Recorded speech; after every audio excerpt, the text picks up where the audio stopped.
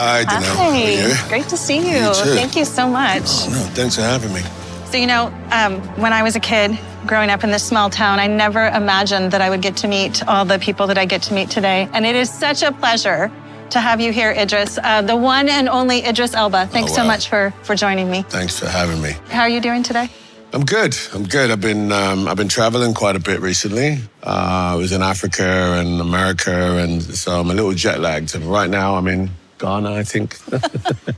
Yeah, this must be kind of fun for you to just go all over the world and to see what things are available and not available to so many people. It's always interesting. Sort of drives some of my work as to why the playing fields are so uneven, why some people can turn on a tap and they can have a glass of fresh water, and others have to walk 3 miles, dig a hole.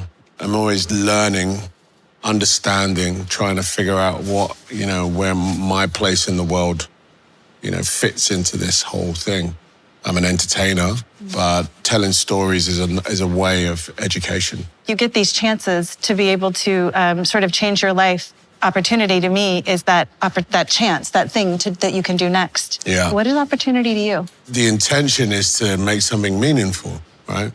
And that's what opportunity represents for me. When I was a kid, so I'm an only child, and my parents didn't have much money, and they came from West Africa to England with big dreams, but not much money, not much opportunity. My dad had a scholarship. My mum, just was going to come and work. I was born, and, they fell into that sort of work, hand-to-mouth existence. So by the time I was 14 years old, I really wanted to change that narrative. I wanted to work. My first job, I was a tire fitter. I was 14 years old, and I used to work extra hard because I knew the harder I worked, the more tips I get. The more tips I get, the more I could save. The more I could save, the more I could buy things. And I realized that, having extra money meant freedom. But that entrepreneurialism came really early in my life, and it was about grabbing opportunity, because opportunity equaled freedom. And the deck is sort of stacked against a lot of people and against their potential. And so based on where they're born or how they were born or what they were born into, which is sort of unfair, what we're trying to do at the Stellar Development Foundation is really focus on how to put those tools into everyone's hands so that they can find that.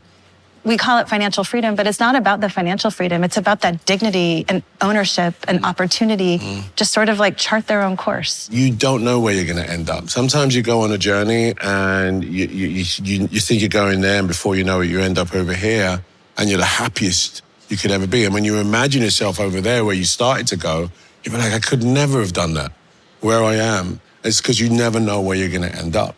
That's why I'm really interested in tools like the Stellar Network, and because it's about freedom. Again, that word freedom, that ability and agility to move about, that's important. It's about providing those tools. You talk a lot about empowerment and not handouts. And I feel like this is what these tools can do. I'm in the business of make-believe, right? So that's where I find myself in these sort of areas where my toolbox can be used differently. And that's about narrative. Again, it's about make believe, tell the stories that allow people to go, oh, wow, I didn't know that I could use this tool called Stellar that allows me to receive and send money much faster, because before that, it would take me 2 weeks to get my money. That's right. And so that's why I'm really interested in organizations that have a sort of similar ethos to me. Yes, you're a financial organization, but actually, you're a storyteller.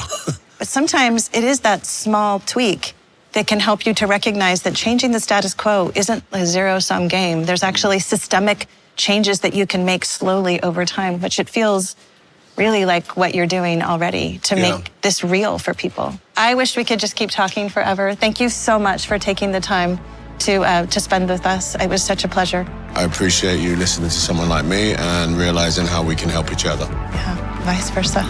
That was good, man.